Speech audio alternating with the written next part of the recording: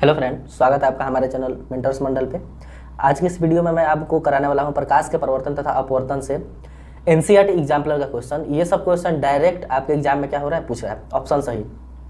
तो कैसे आपको क्या करना है कि क्वेश्चन प्रैक्टिस के साथ कैसे आपको थ्योरी भी हम बताते चलेंगे। देखिए ध्यान समझिए, अगर आप हमसे थ्योरी पढ़े हैं ना, परिवर्तन नहीं अपवर्तन का थ्योरी अगर पढ़े हैं तो ये एग्जाम्पलर कोई चीज़ नहीं, किसी भी चीज़ का थ्योरी पढ़े हैं या फिजिक्स और केमिस्ट्री बायोलॉजी तो आप 100% कर लीजिएगा। कहीं और जगह पढ़ा है तभी आपको प्रॉब्लम होगा ही होगा, क्योंकि ऊपर पढ़ाया गया, हमने पहले ही बहुत डीप पढ़ाया है।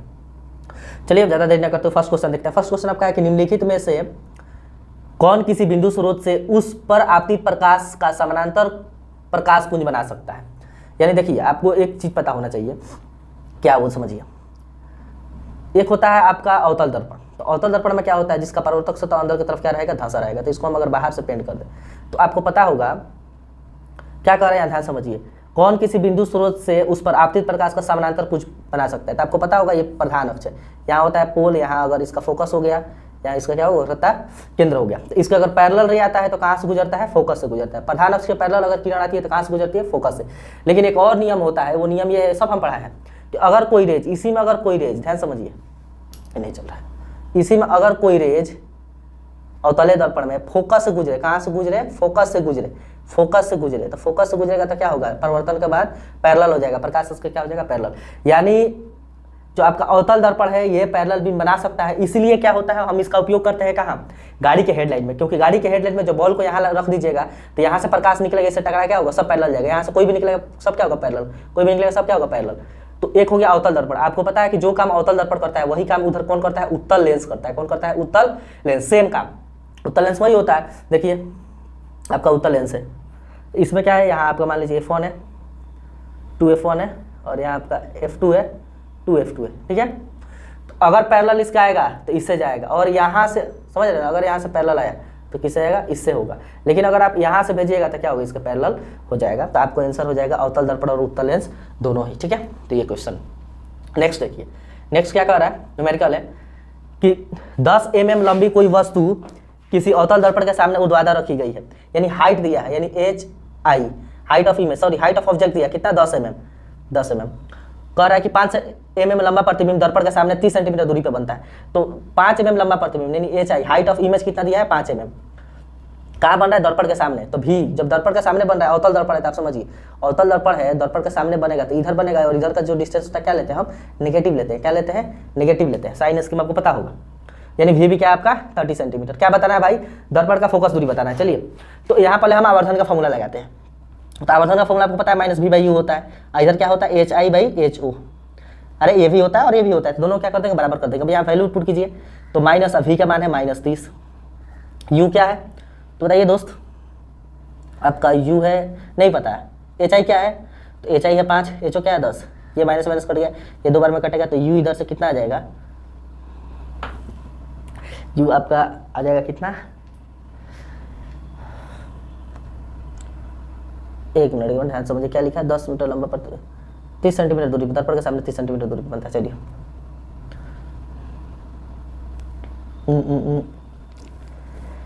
कितना आ गया दोस्त, क्रॉस मल्टीप्लाई होगा 30 दूना 60, कितना आ गया, 60 आ गया। यानी U कितना पता चल गया, U पता चल गया आपका 60। क्या हो गया दोस्त, 60। अब देखिए U आपको 60 पता चल गया। अब हमें क्या निकालना है, हमें निकालना है F। के लिए हम क्या करेंगे, दर्पण इसका यूज करेंगे, दर्पण फॉर्मूला क्या होता है, 1/V + 1/U बराबर 1/F। यहाँ पुट कीजिए 1, V के जगह क्या लिखेगा, माइनस कितना दोस्त 30, U भी क्या होगा -60, यहाँ क्या होगा 1/F। इसको घटाइए आप, इसको सॉल्व कीजिएगा तो क्या आएगा, हम इधर कर देते हैं, तो एलसीएम लीजिए तब 60 हो जाएगा। इधर क्या होगा -2 -1 और 1/, तो कट के आएगा कितना, 3/20, यानी 1/20 बराबर 1/F। तो -20 आएगा तो F बराबर क्या आ गया, -20 सेंटीमीटर। क्या हो जाएगा, सेंटीमीटर, यानी -20 का होगा आंसर होगा। तो इस टाइप का क्वेश्चन आप ऐसे कर सकते हैं। और क्वेश्चन देखिए, नेक्स्ट आपका क्वेश्चन क्या है, निम्नलिखित में से किस स्थिति में कोई अवतल दर्पण बीम से बड़ा वास्तविक प्रतिबिंब बना सकता है। देखिए बीम से बड़ा वास्तविक, आपको पता होगा कि अवतल दर्पण में, ध्यान समझिए, हम थोड़ा सा बताते हैं आपको, यह अवतल दर्पण की स्थिति है, ठीक है, रुक जाइए इधर बताते हैं। ये आपका अवतल दर्पण की स्थिति है, यह अवतल दर्पण, ये है आपका F, ये है C, या इन्फिनिटी। तो आपको पता है कि जब हम C पर वस्तु को रखते हैं, C पर, तो वस्तु के बराबर प्रतिबिंब बनता है। यहाँ रखते हैं इन्फिनिटी पर, इन्फिनिटी पर रखेंगे तो फोकस पर बनेगा, छोटा बनेगा। यहाँ रखेंगे तो इसके बीच बनेगा, 2 नंबर यहाँ तो 2 नंबर यहाँ, 3 नंबर यहाँ रखेगा तो 3 नंबर यही प्रतिबिंब बन जाएगा। और यहाँ क्या बनता है, बराबर। बड़ा कब बनता है, जब वस्तु को इसके बीच में रखते हैं, किसके इसके यानी सी और एफ ऑन के बीच में। तो देखिए आपका क्वेश्चन क्या कह रहा है कि निम्नलिखित में से किस स्थिति में अवतल दर्पण बीम से बड़ा वास्तविक प्रतिबिंब बना सकता है। देखिए आभासी कहता है ना, तो आभासी भी बनता है, पता है किस केस में, ध्यान समझिए। अगर हम वस्तु को रख देंगे एफ और पोल के बीच में, कहाँ, एफ और पोल के बीच में, तभी बड़ा बनेगा, लेकिन आभासी बनेगा। और कहाँ बनेगा, दर्पण के पीछे। याद रखिए, ये बहुत पूछता है कि वस्तु को कहाँ रखेंगे कि प्रतिबिंब क्या बनेगा, आभासी के साथ बड़ा। अगर आभासी के साथ बड़ा कह देगा ना, तो समझिए पोल और फोकस के बीच में रखेंगे, यहाँ रखेंगे तो पीछे बनता है। यही एक केस है जब अवतल दर्पण क्या बनाता है, आभासी प्रतिबिंब बनाता है। बाकी सब केस में कैसा बनाएगा, वास्तविक बनाएगा। तो ध्यान से समझिए, यहाँ आपका क्या हो जाएगा, कह रहा है कि अवतल दर्पण वास्तविक प्रतिबिंब बनाएगा। तो जब बीम वक्रता केंद्र पर होगा तो बराबर प्रतिबिंब बनाएगा, इस केस में बराबर बनाता है। कह रहा है कि जब बीम दर्पण के ध्रुव और फोकस के बीच हो, तो ध्रुव और फोकस के बीच हो तो अभी बताया बड़ा तो बनता है, इस केस में यहाँ रहेगा तो बड़ा तो बनेगा, लेकिन आभासी होता है। तो यहाँ वास्तविक कह रहा है, क्या कह रहा है, वास्तविक। क्या समझिए, वास्तविक, ये वाला भी नहीं होगा। जब भी दर्पण के फोकस और वक्रता केंद्र के बीच हो, यही क्या होगा, सही आंसर हो जाएगा। ठीक है, नेक्स्ट क्वेश्चन देखिए अब। नेक्स्ट है, एक मिनट, कि चित्र 10.1 में किसी प्रकाश किरण को माध्यम ए से माध्यम बी में गमन करने के लिए दर्शाया गया। देखिए माध्यम ए से निकल कर माध्यम बी में जा रहा है, तो ये वाला जब जा रहा है ये है आई और ये क्या है, आर। अरे ये अभिलंब हो गया, तो आई ए आर, क्योंकि इधर से क्या पूछा है, माध्यम ए के सापेक्ष माध्यम बी का अपवर्तनांक। तो माध्यम ए के सापेक्ष माध्यम बी का अपवर्तनांक को हम कैसे दिखाएंगे, एन बी ए। तो कैसे होगा, sine I upon sine R होता है ना, साइन आई अपॉन क्या होता है, साइन आर। साइन आई का वैल्यू कितना होगा, तो यहाँ से देखिए साइन 60, और इधर क्या होगा, साइन आर का वैल्यू क्या है, 45। तो साइन 60 का वैल्यू क्या होता है, √3/2, और इसका क्या होता है 1/√2। इसको अगर फर्दर सॉल्व कीजिएगा तो क्या होगा, तो ये होगा √3/2, और ये पलट के ऊपर जाएगा √2 पर चल जाएगा, यहाँ मान हो जाएगा, इसे ये कट जाएगा, यानी आंसर आ जाएगा क्या, √3/√2 इसका। ये वाला क्या हो जाएगा दोस्त, आंसर हो जाएगा। ठीक है, अब हम देखते हैं कुछ और क्वेश्चंस। देखिए क्वेश्चन समझिए। फर्स्ट आपको दिख रहा होगा, नेक्स्ट क्वेश्चन लिखा है कि कोई प्रकाश किरण चित्र 10.2 में दर्शाए गए अनुसार माध्यम ए से माध्यम बी में प्रवेश करती है। माध्यम ए के सापेक्ष माध्यम बी का अपवर्तनांक। देखिए माध्यम ए के सापेक्ष माध्यम बी का पूछा है, यहाँ से इधर जाता है, तो ये क्या है, आई है। तो देखिए आप ध्यान से समझिए, अगर अपवर्तन नहीं होता तो ये रेज यहाँ से निकलती, सीधा निकलती ना दोस्त। तो इस केस में दोनों आई और आर क्या होते हैं, बराबर होते हैं। तो आई यहाँ से देखिए मुड़ा है अविलंब की ओर, अविलंब की ओर क्या हुआ है, मुड़ गया। यहाँ से क्या हुआ, अविलंब की ओर, अविलंब की ओर मुड़ा गया, तो आई बड़ा हो जाएगा किससे, आर से। एंगल ऑफ इंसिडेंस बड़ा होगा एंगल ऑफ रिफ्लेक्शन से। ठीक है, तो आई बड़ा है आर से। क्या पूछा है कि अपवर्तनांक क्या होता है, अपवर्तनांक का फॉर्मूला क्या होता है, आपको पता होगा फॉर्मूला होता है दोस्त क्या, तो म्यू बराबर, ध्यान समझिए, साइन आर। अब साइन आई का वैल्यू क्या है, तो आपको पता है, ध्यान समझिए कि आई जो है क्या है, आई का वैल्यू बड़ा है किससे, आर से। ये आई का वैल्यू बड़ा है, यानी ये बड़ा है और ये क्या है, छोटा है। आपको पता है कि साइन में जब थीटा का वैल्यू बड़ा होता है तो उसका वैल्यू भी बड़ा होता है, यानी ऊपर बड़ा आएगा और नीचे क्या आएगा, छोटा। क्यों ऐसा आ रहा है, क्योंकि आई का वैल्यू क्या है, बड़ा है आर से। आप यहाँ देख रहे हैं, तो आई वैल्यू अगर आई का वैल्यू बड़ा है तो साइन आई का वैल्यू भी क्या होगा, बड़ा होगा। और आर का वैल्यू छोटा है तो साइन आर का वैल्यू भी क्या होगा। और बड़ा में छोटा से डिवाइड कीजिएगा तो एक से हमेशा क्या होता है, बड़ा आता है। क्या आता है, एक से बड़ा, यानी अपवर्तनांक एक से क्या होगा, अधिक होगा हर एक केस में। ठीक है, तो ये रहा आपका आंसर।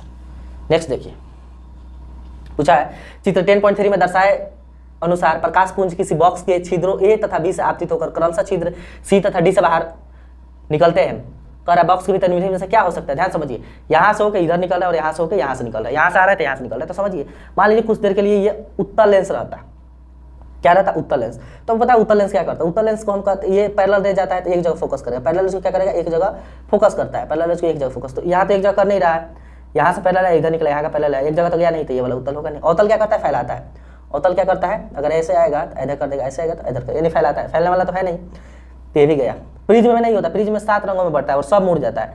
ध्यान समझिए, अगर आयताकार स्लेब लेंगे तो आयताकार स्लेब भी हो जाएगा, क्योंकि यहाँ समझिए लाइट यहाँ से आया, तो यहाँ से क्या आया होगा और यहाँ से रिफ्लेक्शन हुआ, फिर यहाँ से क्या हुआ, रिफ्लेक्शन हुआ। तो ये तभी संभव है जब ये क्या रहे, कांच का स्लेब रहे। क्योंकि कांच का स्लेब में ना, देखिए ध्यान समझिए, कांच का स्लेब में अगर लाइट यहाँ से आ रहा है, ठीक है, तो यहाँ अपवर्तन होता है, फिर यहाँ आएगा, फिर यहाँ अपवर्तन होता है, फिर इधर से निकलेगा। वैसे ही अगर यहाँ से कोई लाइट है, यहाँ होगा, ठीक है, फिर थोड़ा सा ये अपवर्तन होकर यहाँ आएगा, फिर यहाँ से अपवर्तन। तो यहाँ देखिए, ये अगर कांच का स्लेब है तभी क्या होता है, जो पैरेलल ले जा रही है फिर पैरेलल क्या होगी, निकल जाएंगी। तो ये ऑप्शन एक ही सही है, क्या होगा, कांच का स्लैब इसका आंसर होगा। ठीक है, 7 क्वेश्चन देखिए, 7 नंबर, ये थोड़ा सा अच्छा क्वेश्चन है। चित्र 10.4 में दर्शाया गया कोई प्रकाश पुंज बॉक्स के एक फलक एज ए के छिद्र से आपतित होकर बी के छिद्र से बाहर निकलता है। देखिए यहाँ से आपतित हुआ है और होके कहाँ से बाहर निकल रहा है, तो यहाँ से आपतित होके इससे बाहर निकल रहा है। तो अभी आपको बताए हम एक बात कि अगर ये उत्तल लेंस यहाँ रहता, ये प्रिंसिपल एक्सिस, तो इसके अगर पैरेलल रह जाएगा सब कहाँ से फोकस, इसके पैरेलल होगा सब फोकस, इसके पैरेलल होगा सब यहाँ से गुजरेगा, यहाँ से गुजरता है ना। तो यही तो कर रहे हैं, यानी बॉक्स में क्या है, तो बॉक्स एक क्या है, उत्तल लेंस है। क्या है दोस्त, बॉक्स एक आपका उत्तल लेंस हो जाएगा। ठीक है, समझ में आ रहा है। नेक्स्ट क्वेश्चन देखिए, कह रहा है कि निम्नलिखित में से कौन सा प्रकथन सत्य है।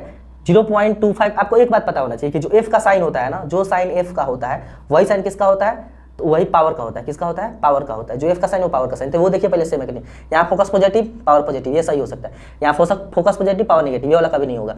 यहाँ भी फोकस पॉजिटिव पावर नेगेटिव, ये वाला कभी नहीं होगा। और आपको पता है कि एफ निगेटिव किसमें होता है, तो एक निगेटिव होता है किसमें, अवतल दर्पण में, अच्छा उत्तल अवतल दर्पण है चाहे अवतल लेंस रहे, दोनों में अवतल में क्या केस में क्या होता है, एफ नेगेटिव होता है। और पॉजिटिव किस में होता है, तो पॉजिटिव होता है किसमें, पॉजिटिव होता है ये उत्तल के केस में। उत्तल दर्पण ले लीजिए चाहे उत्तल क्या ले लीजिए, लेंस ले लीजिए, दोनों में क्या होता है पॉजिटिव। ध्यान समझिए यहाँ क्या कह रहा है कि ये तो ये हो सकता था 0.25 मीटर फोकस दूरी के उत्तल लेंस, तो उत्तल लेंस में पॉजिटिव होता है, सही है। यहाँ पॉजिटिव दिया है तो ए वाला आपका ही क्या हो जाएगा, करेक्ट हो जाएगा। यहाँ ये वाला गलती हो जाएगा, देखिए क्यों, यहाँ तो फोकस पॉजिटिव दिया है और अवतल लेंस करा है, अवतल लेंस में फोकस क्या होता है भाई, नेगेटिव होता है।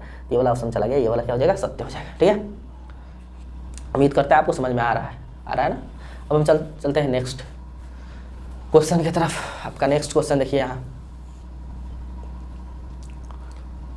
क्या लिखा है कि वाहन के पीछे के दृश्य को देखने के लिए लगे दर्पण का आवर्धन क्या होगा। अच्छा, वाहन के पीछे का आप दृश्य देख रहे हैं, ध्यान समझिए। तो कैसा इमेज बनता है, इमेज बनता है छोटा, क्योंकि हम साइड मिरर में किसका यूज करते हैं, उत्तल दर्पण का करते हैं। किसका करते हैं, उत्तल दर्पण का। और उत्तल दर्पण कैसा इमेज बनाता है, तो ये बनाता है छोटा इमेज। क्या बनाता है, छोटा। तो आपका आवर्धन बराबर क्या होता है, आवर्धन बराबर होता है HI, ध्यान समझिए, आवर्धन बराबर क्या होता है, HI/HO, यानी वस्तु का प्रतिबिंब का आकार बटा वस्तु का आकार। तो ये वस्तु का आकार छोटा है, प्रतिबिंब क्या है, बड़ा है, तो इस केस में आवर्धन क्या आएगा, एक से छोटा होगा। तो यहाँ क्या हो जाएगा, एक से कम, यानी 9 का आंसर क्या हो जाएगा, ए सत्य हो जाएगा। ठीक है, समझ में आ रहा है। देखिए नेक्स्ट, करा किसी अवतल दर्पण पर आपतित सूर्य की किरणें दर्पण के सामने 15 सेंटीमीटर दूर अभिसारित होती है। अवतल दर्पण पर आपतित सूर्य की किरणें, देखिए अवतल दर्पण है, तो पहले अवतल एक दर्पण बना लीजिए। हमने एक अवतल दर्पण बनाया, ठीक है, बाहर से पेंट कर दिए। क्या कह रहा है, आपतित सूर्य किरणें, अच्छा सूर्य किरण आ रहा है, तो सूर्य किरण कहाँ से आता है, इन्फिनिटी से मान लेते, तो मान लीजिए इन्फिनिटी से कोई किरण आ रहा है। कह रहा है दर्पण के सामने 15 सेंटीमीटर की दूरी पर अभिसारित होती है। तो आपको पता है कि अवतल दर्पण क्या कहते हैं, अभिसारित कहते हैं, अभिसारी कहते हैं। क्या कहता है, अभिसारी, क्योंकि एक जगह किरण पुरुष को क्या करता है, इकट्ठा करता है। तो कह रहा है यहाँ अभिसारित हो रहा है। आपको पता है जहाँ अभिसारित करता है उसको हम क्या कहते हैं, फोकस कहते हैं। यानी इनडायरेक्टली वो क्या दे दिया है, एफ का मान दे दिया है। एफ का मान कितना होगा, -15 सेंटीमीटर, यानी फोकस आपको इनडायरेक्टली दे दिया है, समझ रहे हैं ना। वो कह रहा है किसी अवतल दर्पण के आपकी सूर्य की किरणें, यानी सूर्य इन्फिनिटी से आ रहा है, इन्फिनिटी से आ रहा है, तो अवतल आपको पढ़े होंगे कि इन्फिनिटी से आती प्रधान अक्ष की किरणें दर्पण से परिवर्तन के बाद कहाँ से गुजरती है, फोकस से गुजरती है। तो कंफर्म है 15 सेंटीमीटर दूर पे अभिसारित हो रहा है, यानी ये जो डिस्टेंस है कितना है, 15 सेंटीमीटर, यानी फोकस हो गया। कह रहा है इस दर्पण के सामने बीम को कहाँ रखे कि समान साइज का बने। अच्छा, कहाँ रखने पे बनता है, तो हमको पता है सी पे, अरे वक्रता त्रिज्या पे रख दीजिए, वक्रता केंद्र पे क्या बनेगा, वस्तु वहीं बनेगा और सेम आकार का बनेगा। यानी ये अगर फोकस 15 है तो आपको पता है कि ये बराबर क्या होता है, ये बराबर होता है, अच्छा आर बराबर क्या होता है 2f, आर बराबर क्या होता है 2f, तो f है 15, यानी कितना हो जाएगा 30, यानी वस्तु कहाँ रख दीजिए, सी पर रखिए, यानी 30 सेंटीमीटर पर रखिए। तो आंसर क्या हो जाएगा, 30 सेंटीमीटर की दूरी पर, यानी 30 सेंटीमीटर की दूरी पर रखिएगा तो सेम साइज का बनेगा। क्यों बनेगा, क्योंकि सी क्या है, इसका वक्रता केंद्र है। समझ में। नेक्स्ट देखिए, लिखा है कि निम्नलिखित में से किसके द्वारा निश्चित रूप से किसी दूरस्थ ऊंचे भवन की पूरी लंबाई का प्रतिबिंब देखा जा सकता है।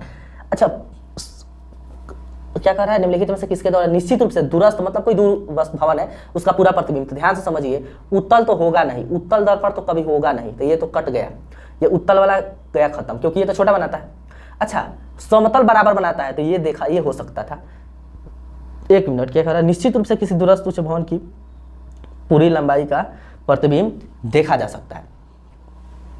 देखिए, निम्नलिखित में से किसके द्वारा निश्चित रूप से किसी दूरस्थ ऊंचे भवन की, अच्छा एक मिनट सॉरी, ये नहीं कह रहा है कि वस्तु के बराबर, कह रहा है कि मतलब दूरस्थ ऊंचे भवन की पूरी लंबाई देखा जा सकता है। यानी जितना का, मान लीजिए इतना बड़ा, मिस्टेक हो गया सॉरी, हम क्वेश्चन दूसरा समझ लेते हैं। इतना बड़ा अगर हाइट का है तो ये पूरा देखा जा सकता है। तो देख सकते हैं भाई, अवतल दर्पण भी कैसा बनाता है, अब दूर है तो अवतल दर्पण भी छोटा बनाता है, बड़ा बनाता है, तो इसमें तो दिख ही जाएगा। और ये तो उत्तल छोटा बनाता है तो इसमें भी दिख जाएगा। हमें लगा कि वस्तु के बराबर साइज का कर रहा है, इसलिए हम इसको काट दिए।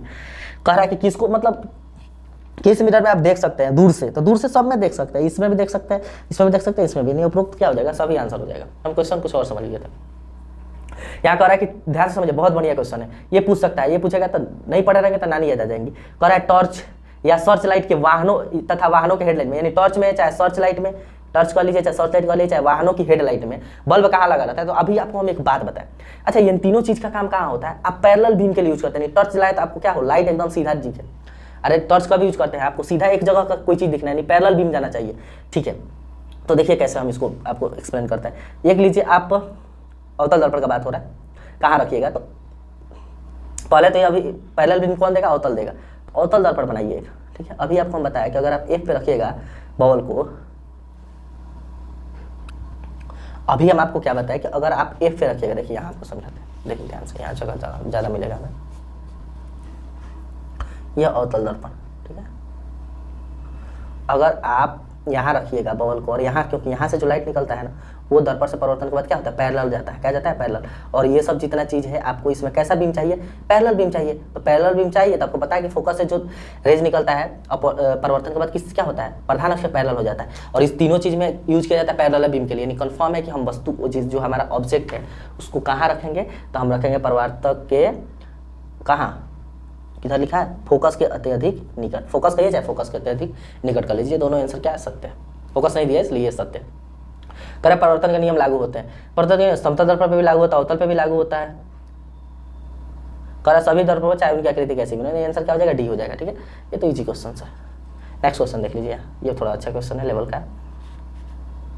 ये क्या करें, वायु से कांच के आयताकार स्लैब पर आपतित किसी प्रकाश किरण का गमन पथ ABCD में दिखाया गया। देखिए ये है, बी है, सी है, डी है। कह रहा है वायु से कहा रहा है ये कांच है, ध्यान समझिए, ये जो चारों बनाया है ना, ये ग्लास है। क्या है, ग्लास है। देखिए अगर ग्लास से आप कराते हैं रिफ्लेक्शन वायु से कांच में, तो मान लीजिए आ रहा है, यहाँ क्या अविलंब है, तो यहाँ से जब रेज आएगा अविलंब, तो ये कांच है, ये क्या है, कांच है, ये वायु है।